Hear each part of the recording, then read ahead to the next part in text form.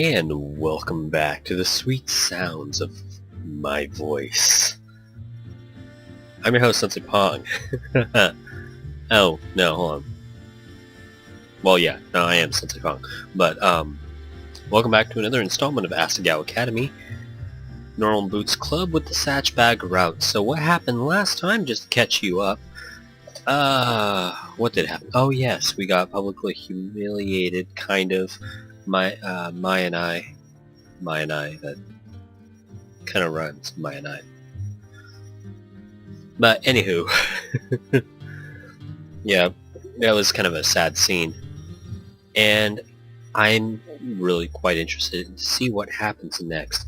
I'm assuming the only person that might come to check on us might be Satchbag at this point. Maybe somebody else. I'm not exactly sure. We'll have to see. So let's carry on. Oh, I need my glasses. Without even realizing, we arrived at the classroom. Neither of us actively chose it, but it was completely empty. It would do. We automatically sat at our regular desks. I turned my chair around to face this time tilting a bit further to block the opposite side of the room from view. Oh, sad. I was still crying no matter how hard I tried, but the tears wouldn't stop coming. I hated it. I hated feeling so stupid and emotional. It would be so much better if I could be like May and get angry, make it seem like it didn't affect me at all. But it did affect me. It really did. So much that Mai had to come to my rescue in front of everybody. At least I had her. She could have tried to distance herself from me to make herself look better, but she didn't. Where would I be without her? We ate in silence. The spaghetti I had, an American special, tasted like plastic. Ew. May shifted in front of me, drumming her hands against the top of her desk. In fact, she wasn't eating much at all. She pushed her food around her plate, glancing up now and then a look out at the cloudy skies. Finally, she noticed me watching her. Hana. Something about the tone of her voice worried me. I set down my fork. I have something to tell you. Please don't get mad at me or anything. I wasn't trying to keep it a secret from you. It's just... It's never gone well when I told people in the past. I didn't want it to happen here. I didn't want it to happen here too. We're friends. You unquestionably had my back this entire time. You deserve the same in return. Oh snap, I think I know what's happening. I smiled at her and she sheepishly glanced away. Yeah, well, She swallowed. I have kleptomania. I knew it. Well, not right off the bat, but I figured that was coming. I stared at her. Then something clicked into place. Oh! Despite my best efforts, my surprise slipped through. Mai stared at me, her eyes wide with an emotion I rarely saw in her. Fear. I smiled again, hoping to calm her. That wasn't so bad, was it? It's not a big deal. Isn't it? I was so happy when you told me you trusted I did take the boots. Please believe me. Still, I would never take something so important, and definitely not for my friends. I mean, I have before, but I really try not to. I can't control myself, but I try not to, and I didn't this time. Please. The smile slid off my face. Kleptomania. I never heard it discussed as more than a joke, a terrible justification for something another person did. It was the compulsion to steal, wasn't it? And usually people were too ashamed to admit they took anything. I think, so May would have told me this if she really took the boots. So May wouldn't have told me this if she really took the boots. Would she? Was she just easing her conscience? That would explain why she got so defensive when I asked her whether she took them. It would also explain why she defended me so viscerally, because she felt responsible for what I was suffering through. But she wouldn't take anything from the people she cared about. Wait. The Turby pen. It was in her desk. I thought it was just misplaced, but she took it. You won't tell anyone, right? May trusted me enough to tell me what she was dealing with, and she was my friend. She never did me any harm. Well, not intentionally. I would keep her secret on principle. Friends do that for other friends, but...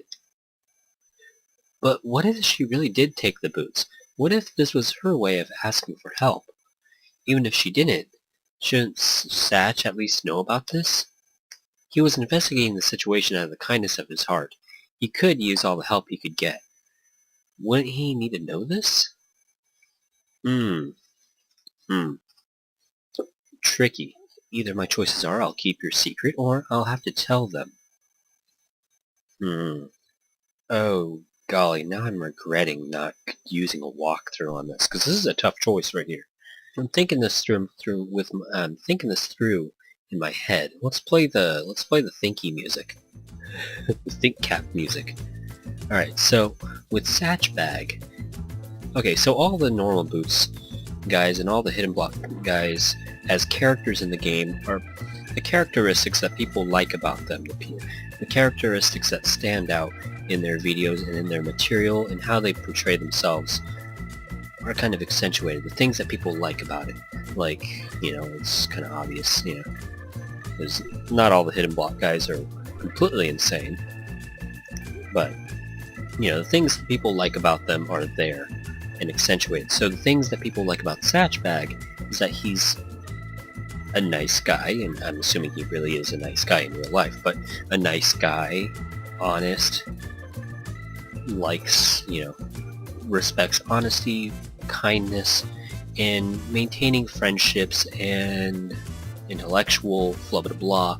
So I think taking that into consideration, taking Satchbag's persona and his personality, I think I'll keep your secret is the better of the two choices, only because I have to tell them feels like being a snitch a bit, even though both are kind of the right thing to do in a situation like this, because if you do fully trust Mai that she didn't take the boots, knowing that she does have kleptomania, but she wouldn't take something so important to somebody else,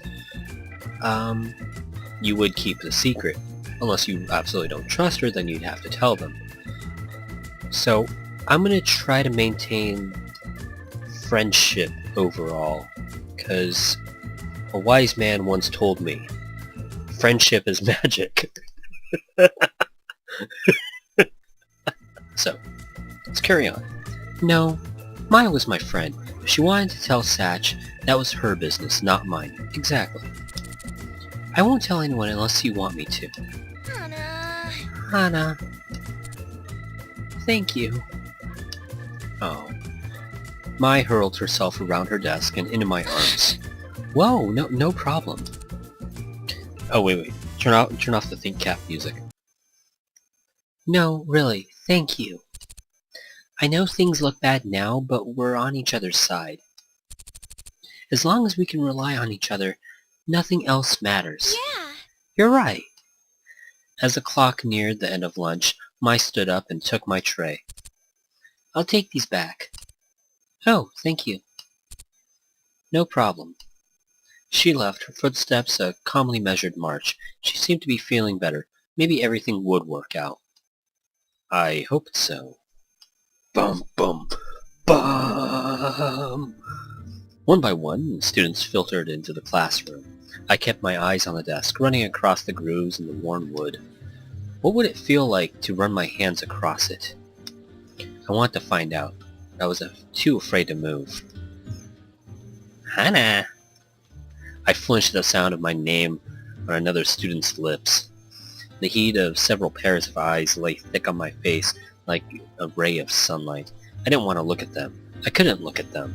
The grooves in my desk really were interesting, looping and swirling around. If it were a canyon, I'd fly a plane through it. They probably weren't. That's a really tiny plane. They probably weren't looking at me. In all likelihood, I was imagining all of this. Yeah, how stupid of me. As if I were in the center of the world. Silly Hannah. Tricks are for kids. She stole, but she looks so docile. Yeah, that's Robo Girl. Ba-dot. This was way too familiar. Suddenly I felt lightheaded, as if my mind was no longer tethered to my body. Instead, I was floating up along the ceiling of the room, like a balloon. I know it's not happy, but it is. Floating up to the ceiling sounds nice. The place, the place, uh, the place people feel when they roll their eyes in the back of their heads, just before they die. I'll stop. A familiar scene played out before me. You're so selfish. You think you're better than us? No. Look at this girl. Who does she think she is? Say something. Ow.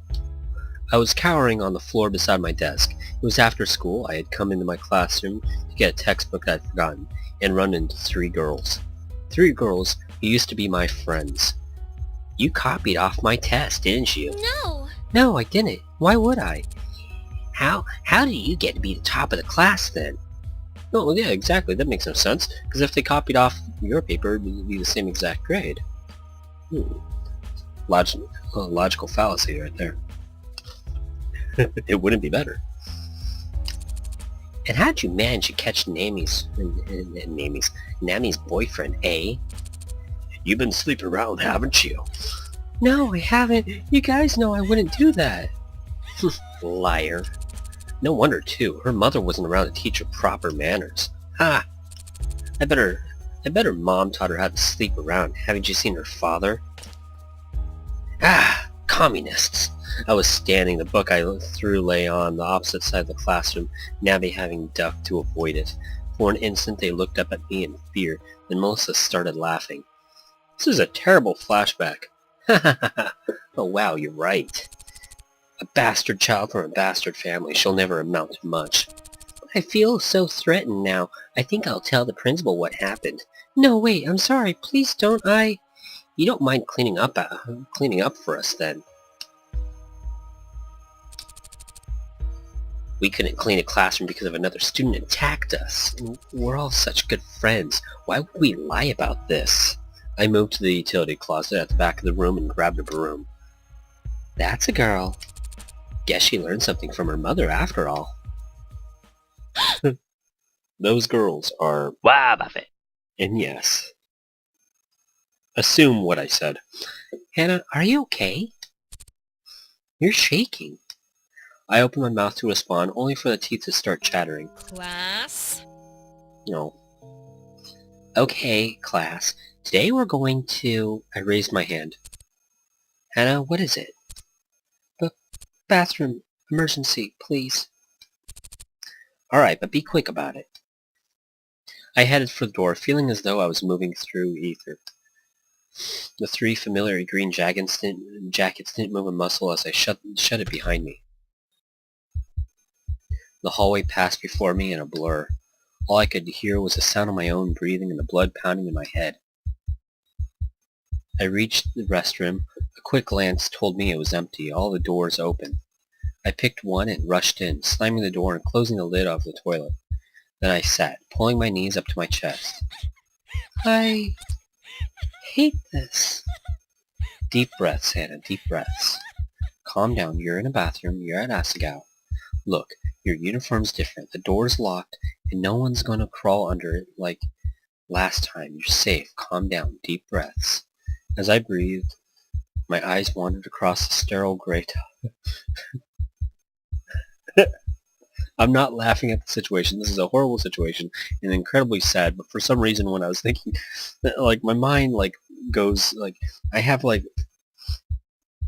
have, like, ADHD or anything, but, like, I can multitask thoughts in my head when I want to, and at the moment when I do a Let's Play, I try to think of something funny. So if I'm reading something, or if I'm playing something, I try to, like, my mind is going off onto, like, little tangents to try to think of jokes at the same time. And with crawling under the bathroom door, my mind automatically went to Zombieland with the clown. Effing clowns. It had to be an effing clown. As I breathed, my eyes wandered... That would be scary. My eyes wandered across the stairwell. My dressed up as a clown, crawling under the bathroom door trying to cheer me up.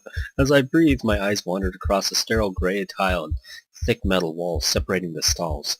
It really did look different from my old school. There wasn't even graffiti on the backs of the doors. How in the world would Terry let people know she and Bobby would be together forever now? What? What? I giggled. Oh, okay. I get it. Bathroom. Let's scroll back up. Bathroom graffiti. Pull yourself together, Hannah. This isn't the end of the world. Sure, things are bad, but... You're my best friend, Hannah. You're my best friend. Your score? That's incredible. Oh, your score? That's incredible. No, the Hannah I know would never hurt another person. ... I've already changed. But I'm still so... what am I even doing here? Crying in a bathroom stall because people were whispering about me? Get a hold of yourself, Hannah. Grow up. Do you want this to be it for the rest of your life? Every time someone is even the slightest bit mean to you, you run and hide, start crying and looking for someone to take the fall in your stead? What are you doing with yourself? This won't be my future. Yeah, there you go, girl. Take destiny by the balls. I unlocked and pushed open the door of the bathroom stall. My face, tear-stained and pink, stared back at me from the mirror. I'm going to change. From now on, I'm taking matters into my own hands. I will find the boots. I'll clear my name. Mice, too. And I'll find the missing books for Satch. He's been kind to me, and I've been letting him take everything upon himself. But who does he have when things go bad? I want to be someone people can lean on. I want to be someone who can actually help other people. I rinsed my face in the sink and dabbed it with a rough paper towel. It's time that things change. Oh. Well, that's a nice moment. I walked back into the classroom, shoulders square and eyes staring straight ahead. Shizuka paused her lecture, waiting for me to take my seat. This time I could see the other students' heads turning. Following my movement across the classroom, I ignored them. When I sat, Shizuka began teaching again, a slight smile on her face. When her back was turned, Mai tapped my shoulder. Are you okay? I turned to face her. Better than ever. She smiled, but watched me for a few seconds. I tried to put as much of my resolve into my eyes as I could. I could do this. Finally, she nodded and I turned to my classwork. First, I had to get through class. After that, the library. Be strong, Hannah. I entered the library, the slightly damp smell of old books and light sunlight tugging my clothes. Bypassing clumps of students with their heads hung over homework, I went straight to the front desk. Satch stood behind it, searching frantically for something in the piles of papers stacked along the back wall. He kept shaking his head and pausing, almost as if he was muttering to himself, running his hands over his hair. It was odd. He looked really stressed. That wasn't normal for him. I almost didn't want to interrupt, but I came here for a reason. Excuse me? He jumped slightly. Hana. Oh, Hana. How can I help you? When he smiled, it almost seemed as if nothing was wrong, even though that clearly wasn't the case. But the strange thing was that smile didn't seem disingenuous. He was truly smiling, happy or content about something. Satch would never ask for help, even if he needed it. Are you alright? You don't seem very well. Satch glanced around him before replying in a low whisper. More books have gone missing. Oh. Mine's not due for another week. For another few weeks, so at least I'm not the one hurting you this time. My joke fell flat as a dead raccoon. Satch's face caved in, and he stared at the counter in front of him. It's not looking good for me. What? What? What do you mean? He opened his mouth, but didn't speak. After a pause, he began to chew his lip. Then something strange happened. He seemed to almost gather himself up. He took a deep breath, set his shoulders back, and smiled. Don't worry about it. It made my heart break. I wanted to crawl around the counter and give him a hug. I wanted to feel that weight of his head against my shoulder, something to help him unload the burden he carried. But as I looked at his smile, I realized he didn't want me to. More than that, he didn't want me to. Maybe if I were Gerard or Paul, but not Hana. Not right now, at least. Maybe during the flower festival we were close enough to share some of our burdens. But now? Satch was struggling, and he didn't trust me enough to let me see it. My heart dropped. My neck grew hot. How exactly am I not supposed to worry about it? He waved a hand, as if swatting away a fly. I'll be fine. No. Well, I have no doubt that you'll be fine on your own, but... It was now or never. Maybe he didn't want my help, but he still needed it. I paused for a second, trying to find the best way to word my intentions. You're already trying to help me, and you have so much on your plate. The least I can do is help you find the missing books. 2 heads are better than... No. Really. That won't be necessary. Why not? Other people are here for a reason. I'm here for a reason. I'm your friend. I want to help you, Satch. Satch looked at me skeptically. Sensei rules number 34. When a word has more than 2 syllables, I have issues. Satch looked at me skeptically. I still didn't pronounce it right. He really didn't trust me, did he? I'm not going to give up on this. Really, Hana, that's very kind of you, but... He looked around him in desperation. I don't think that would be helpful. Please, just let me handle this. I've got everything under control, I swear. But... Satch glanced over his shoulder. I mean it. Ugh. Alright, be good. I've got to get back to work. I'll see you later. Satch stepped out from behind the counter and went into the back room. The librarian waited there, a stern look on her face. I turned and started back through the thick piles of books. Now what? If someone really didn't want your help, wasn't it kind of bad to force yourself on them? But the question was, did he really not want my help? I wasn't sure it wasn't because he didn't want or need it. It was because, for all he said, he believed I didn't take the boots. He didn't trust me, not at all. No means no, Hannah. No means no. ...